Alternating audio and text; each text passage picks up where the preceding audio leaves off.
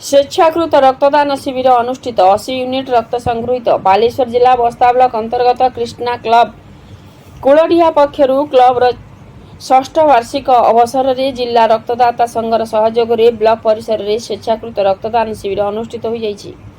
मुख्य अतिथि भाव बस्ता थाना अधिकारी गोविंद चंद्र बेहेरा, सम्मानित अतिथि भाव जिला रक्तदाता संघर सभापति और स्थानीय सरपंच दुर्गाराणी जेना मिलित भाव उद्घाटन करथिले। अन्य अतिथिगण प्रमुख उपस्थित होई रक्तदाता माननकु उत्साहित करथिले।